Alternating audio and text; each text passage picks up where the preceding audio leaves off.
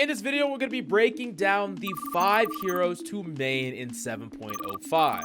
With all the changes recently and the shifting of the meta, these are the best characters that you could possibly pick up right now to give yourself a huge advantage going into this next act. Now, the first character that we got to talk about in this video is undoubtedly Kayo. Now, Kayo was already an initiator that saw quite a bit of play, seeing maxed out pick rates on maps like Ascent, and honestly, with the changing of the map pool, we'll see an increase in pick rate just from that alone. In addition to that, because of the nerf of several other initiators which are direct competitors to Kayo's pick rate, Kayo is going to become a stronger and stronger agent overall. Now, Kayo is a do-it-all agent capable of flashing and taking advantage 1v1s, denying enemy abilities for retakes and information gathering, and your ultimate is among one of the most powerful ultimates in the game for rushes and joint retakes. That being said, if you're failing to get value out of Kayo and having a low win rate, there's one thing that you should be working on more than anything else. At the end of the day, Kayo is still an initiator, and you still want to be learning how to properly set up your teams and learning simple lineups on many of the maps that you play over and over again. SkillCapped breaks down all the Kayo lineups that you could possibly need, including targeted tips and tricks over how to play the character, position, and rack up them kills. If you're looking to become an absolute menace Kayo in your ranked games and seriously make huge plays over and over again, then look no further than SkillCapped. Check it out right now in the links down below.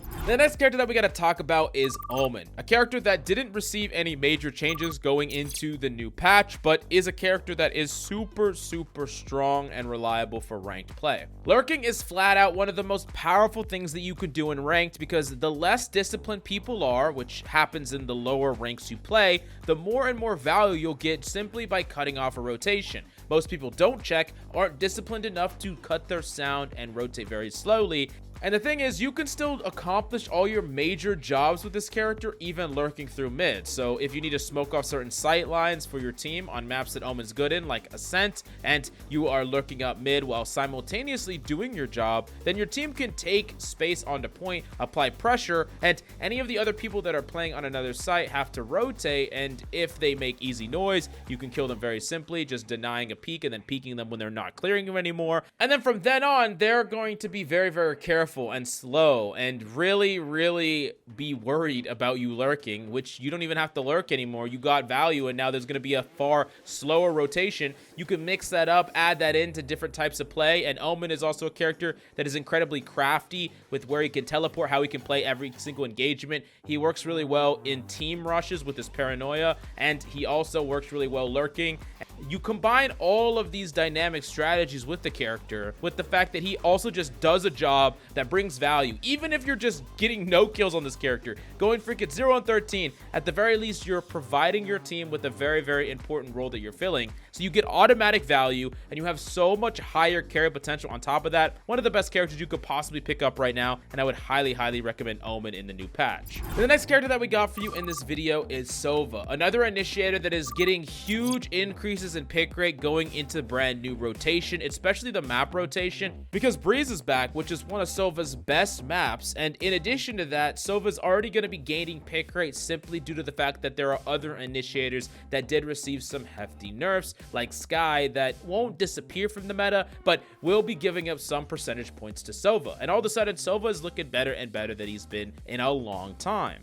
Now, I will say there's two things that you really need to learn how to do on Sova in order to become a incredibly efficient Sova that is good in every scenario. Number one, you need to learn like the cool, calm, and collected, analysis-based, lineup-based Sova, where you're setting up lineups, you're doing simple darts that are going to help your team, you're using darts that can give your team information when enemies are rushing, when you're not even holding that sight. This is the type of Sova that you have to just kind of learn things, learn a lineup. I would say try to learn a lineup every couple of days, just slowly but surely build out this foundation for a really solid Sova that is just kind of doing his job, helping his team. But then there's the second part of Sova that is one that is a bit more instinctual based, and how this works is using your abilities dynamically, throwing a dart up in the middle of a swing, using your abilities in the middle of fighting an enemy, or using a shock dart and forcing an enemy to swing out. There's a lot of different things that you can do on Sova that allow you to have more fluid engagements and win more 1v1s. And I think that this part of Sova makes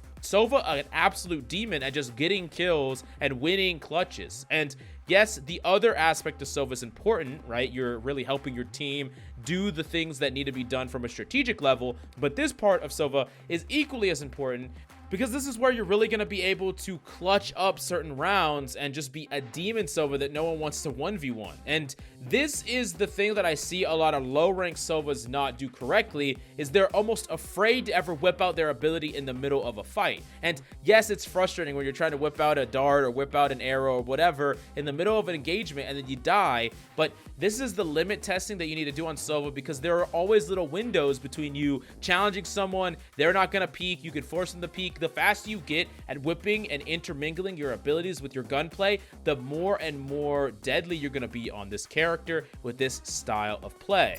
The next up, we do got to talk about number 2 on the list, a character that didn't receive any meaningful nerfs. Yes, her ultimate got increased by 1, but that's not going to change how good this character is, and it's Killjoy. And if you want the easiest chance or the easiest route to a high rank right now, Killjoy is the best character for you. When the character already had a near 60% pick rate in pro play, seeing maxed out pick rate on a ton of different maps, and you didn't really fundamentally nerf her at all, she's still going to be dominant. And in ranked play, she's even better. Like, how many times have you played where you are rushing into a Killjoy and your push just gets completely stopped, or you try to rush a place, you see a Killjoy and you back off?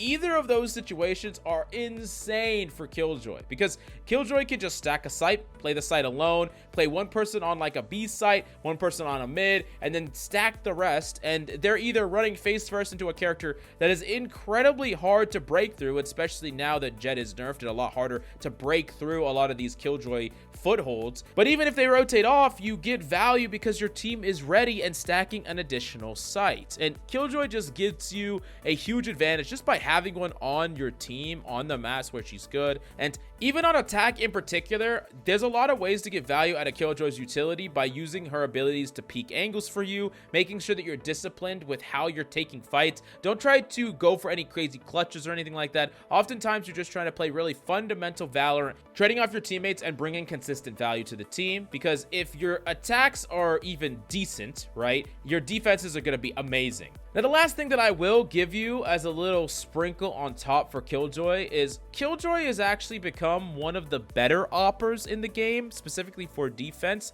I know that that seems strange, but op is still a weapon that is super abusable in ranked play, and with some of the other characters all of a sudden not being as consistent or reliable as an opper, I think that there is more room for Killjoys to pick up the opper like they used to do back in the early stages of Valorant. Definitely something that you can abuse, and that's just a nightmare to play against, both an op and Killjoy utility. It's just disgusting. But the last but certainly not least character I have on this list, the number 1 I will put is Raze. And with Jet being quite a bit weaker, Raze, who was already tied her in pick rate, is going to pick up a lot of the pick rate that Jet is giving up. And Raze was just already very, very solid, and now she's going to be even better. One of the few characters that I think can actually break through setup from Killjoy. You need a character that can aggressively take space and be able to take space and allow the team to break the utility while they're catching up and be able to get across the utility very, very quickly. Jet can still kind of do it, but she's a lot more difficult to make work than before, with that smoke time being way, way less, not as reliable, doesn't have a second updraft. There's so many weaknesses to Jet's kit now that Raze just seems like the better option in a lot more situations. And this doesn't mean that Jet's going to be unplayable or anything like that, but this does mean that Raze is going to be phenomenal. And I've been preaching about Raze nonstop. One of the best characters to pick up, because she not only brings a lot of guaranteed value, has really, really good abilities like her freaking paint shells and her blast packs, but she also has such a high ceiling that you can work towards. And as you get better and better at this character, better and better at the movement, her impact is going to scale directly with your skill. And I think that's an amazing thing. One of the best characters in the game right now, and definitely one I would recommend starting to grind. It's going to be a long journey, but SkillCapped can make it a lot easier because we have tips, tricks, and guides over raids and every other character mentioned. So if you really want to level up your skills, definitely check out SkillCapped.com for all the best tips and guides that you could possibly find over any agent. Check it out right now down below.